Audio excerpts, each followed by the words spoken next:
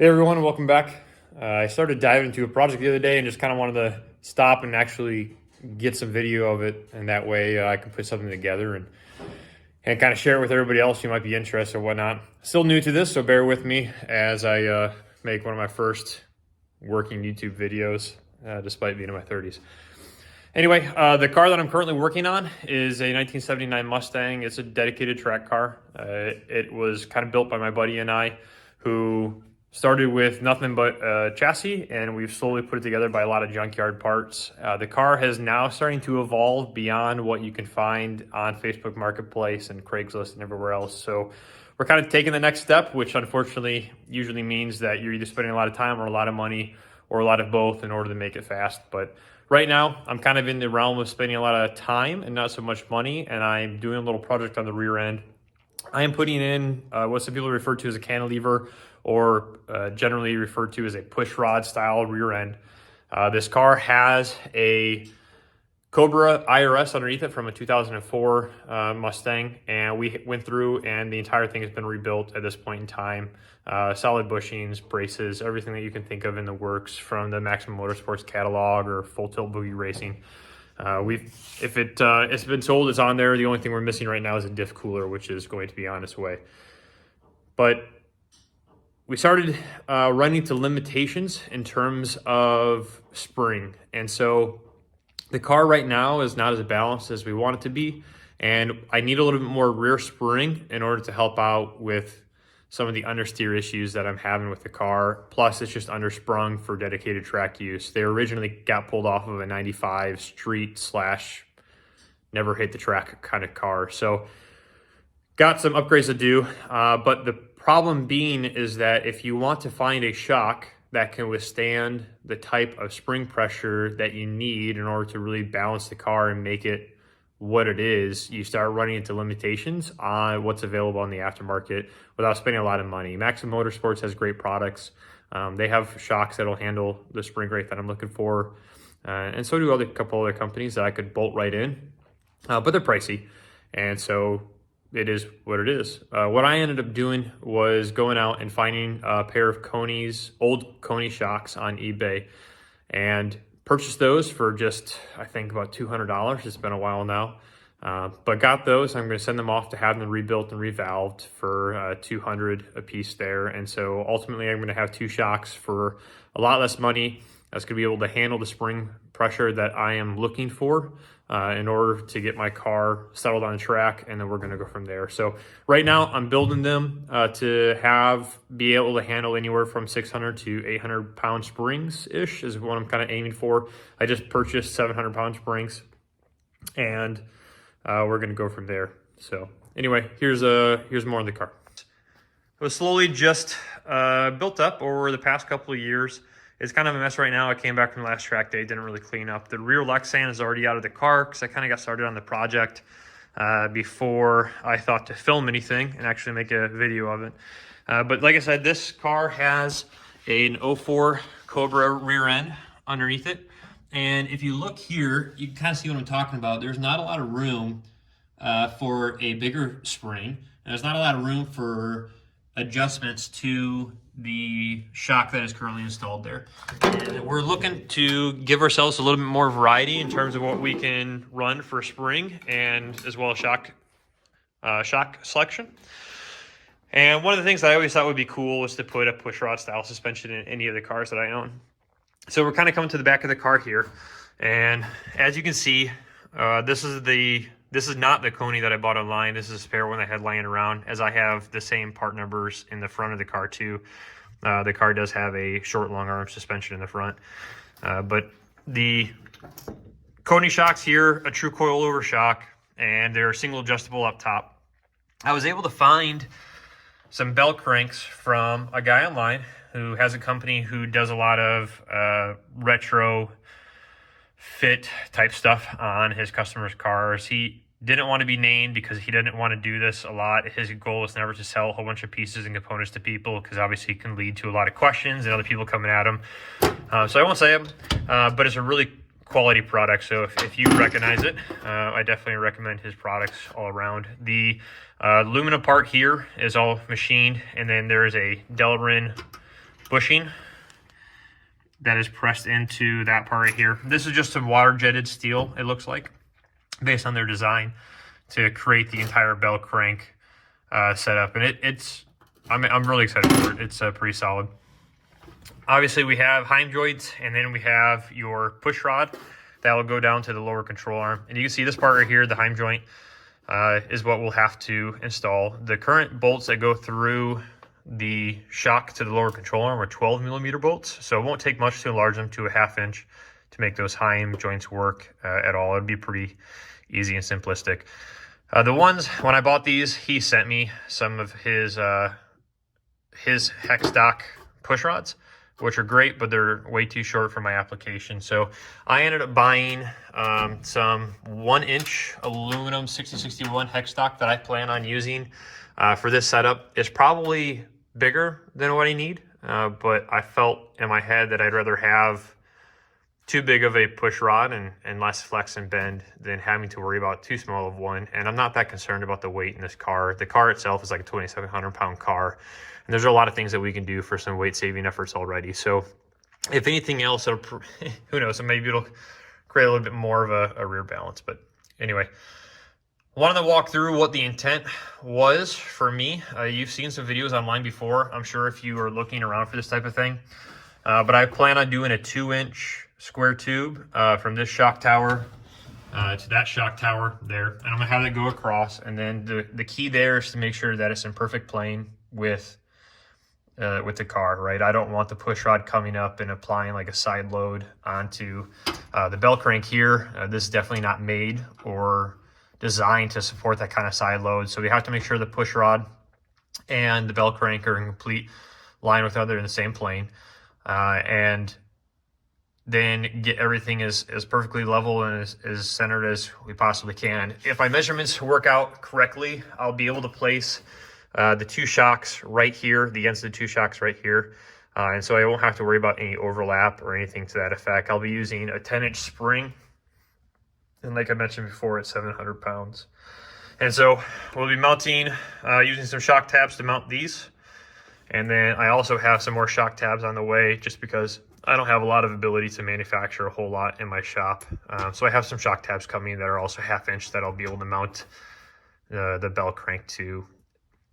The goal for the push rod is to just cut out the top of the shock tower here and basically kind of come down and provide a little bit of an opening in order to allow that flex and call it good.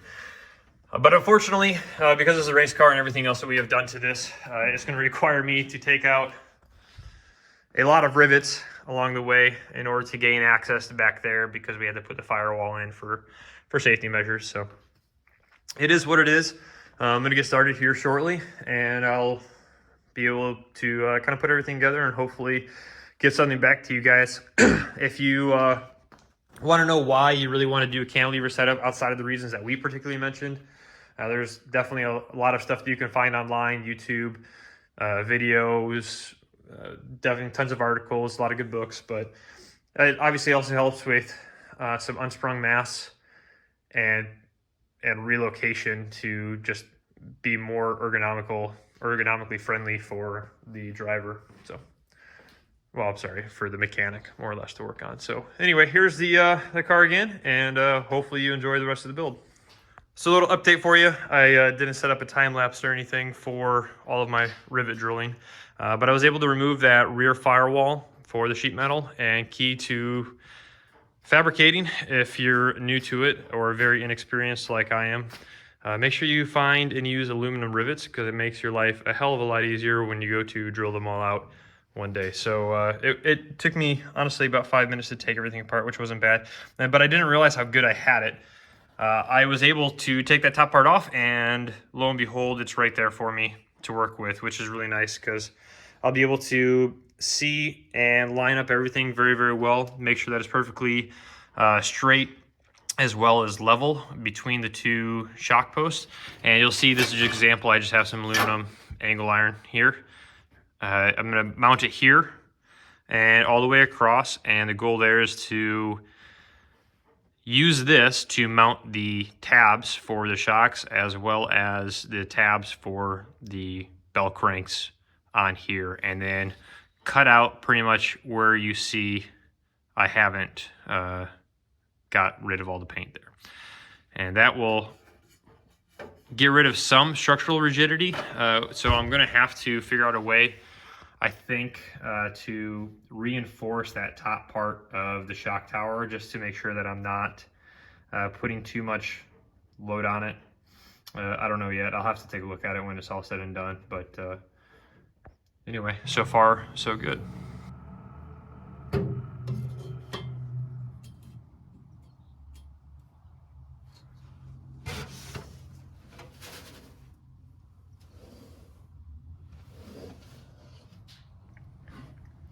All right, everybody, so I've been able to get the crossbar in, the 2-inch square tubing that the bell cranks and the shocks will be mounted to.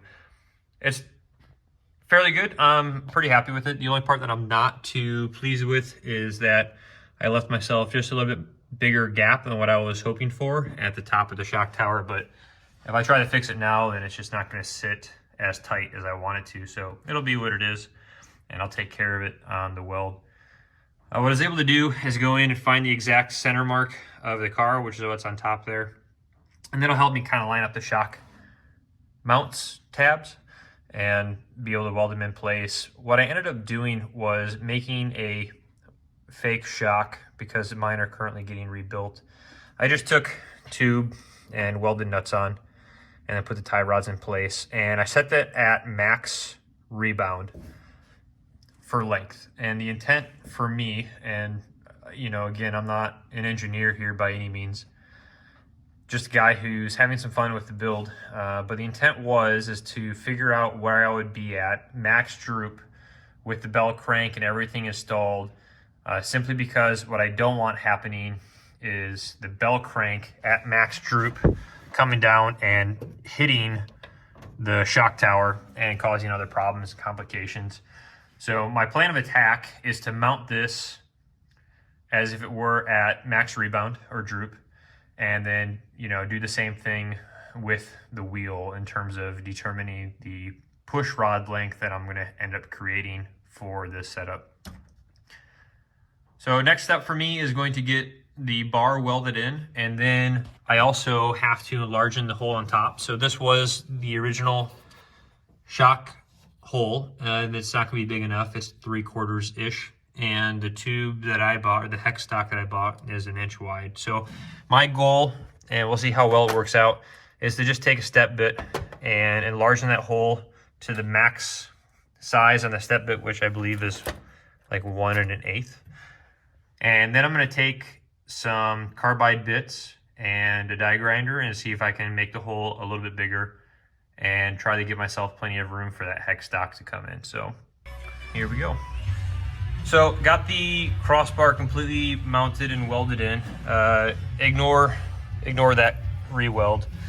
But everything else I'm pretty happy with and satisfied. And sometimes it's really better to be lucky than good. The way this works out is that the max length of my shock, when attached to the bell crank, which the bell crank's obviously not in the position it is right now. It's just sitting there to have this lined up.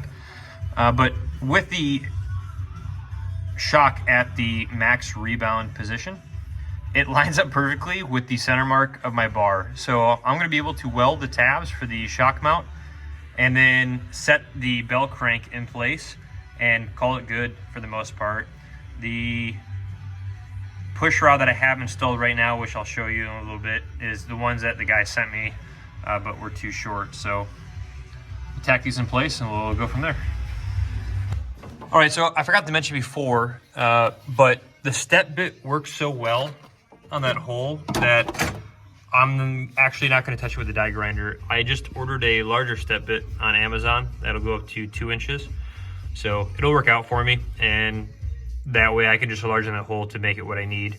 Like I said, the old one is in it right now, so it'll be okay for now. Anyway, so it worked out really well. I'm actually surprisingly happy with how this kind of came out. But I was able to tack everything in place, and it looks great. I don't know. I don't have anything else to say about that. I'm excited. So far, I'm beyond happy with the way it's turned out. I'm going to put that fake shock back in and set it to the length that I'm looking for, and then do the push rod next. But I'm really happy with it. So sharing another lesson learned when I went in and tried to enlarge the hole for the push rod, which I was really being hopeful that all I would have to do is a nice step bit. That was not the case. I needed a lot more angle on there than what I initially anticipated. So unfortunately for the car, I had to take a Sawzall to it, but I opened it up a bit.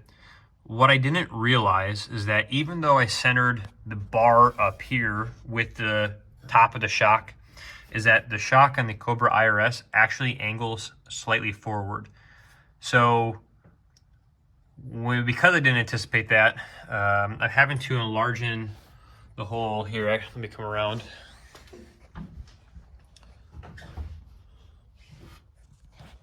A lot more to the back than what I initially anticipated. So I can't really show you all that well, but basically I'm having to take a lot more out of here than what I thought at full compression. This actually is nearly touching, and this is the small hex stock that I don't plan on running. Like I said, I plan on using a 1-inch for good measure. So it's gonna be pretty tight. I'm gonna have to open this up even more still, and it just ended up being a little bit more work than what I was anticipating, and unfortunately it kind of took away from the aesthetic of the hole, but hey, it is what it is. All right, so I was able to cut out the holes. Not exactly what I envisioned them looking like, but they are now officially big enough to account for the 1-inch hex tube, and as well as full angle movement of the bell crank. Got both sides in, and so the one thing that I have to do now, and maybe I don't have to do it, but I know that there's going to be a lot of load that goes in on the sides of these shock mounts. And so what I think I'm going to do is try to box them in just a little bit and help create a little bit more strength on the ends. And then just by taking some, 1/8 steel, creating thin rectangular tabs, and then welding them across the shock tabs and then to the floor. And it might not be required, but I feel like it might help with longevity of the wear on the metal. Unfortunately, it's not perfect in the same plane like I intended it to be. There is a slight offset on the push rod onto the bell crank. So that also means that there's going to be a little bit of side load on those tabs. And again, I'm no engineer. I've said it before and I'll say it a million times over, but I feel like that's only going to be conducive to potentially increasing or inducing more wear, creating maybe fatigue cracks down the road or something like that. So anything that I feel like I can kind of do now to help eliminate that is going to be beneficial. So that's the next part of the project. And then after that, all I have to do really is prep it for paint it, and call it good and wait until the shocks come in and really test it out. So just a quick video. That's just kind of what I was talking about. I don't know if it'll make a difference or not, but I'm sure it'll help. All right, at this point, we're ready for paint. So it's probably really bad juju, now that I think about it, to paint everything before you do a final fitment, but hey, whatever. So all I've done is a really crappy tape job, and I laid some plastic down and plan on getting the shock towers, the bar, and across. I already happened to paint these, and they turned out pretty well. So happy with that, and here we go.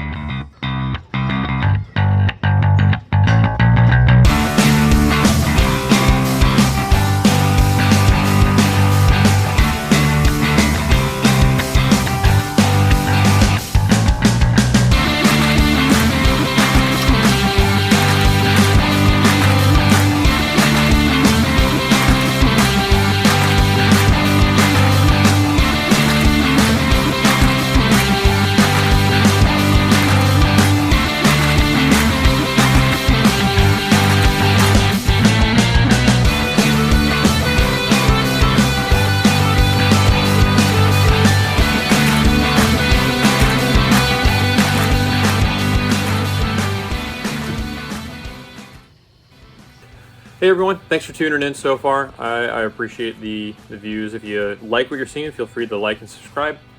Unfortunately, the shocks that I had on order are going to take a little bit longer than what I thought they were going to. So they just got a phone call back saying that it'll be about potentially up to 4 to 5 weeks, and there's not really a way to expedite my shock request. So I'm really hoping that I'll be able to get it in before my track day, which is scheduled, I believe, in first or second week of April.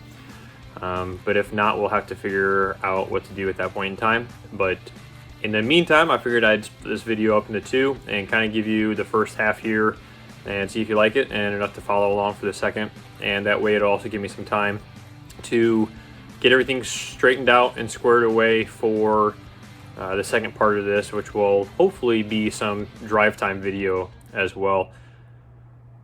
I already have the next couple of projects lined up for the car, which I'm really excited about to get into. So I'm going to work on potentially doing a front splitter or a better design of what I currently have.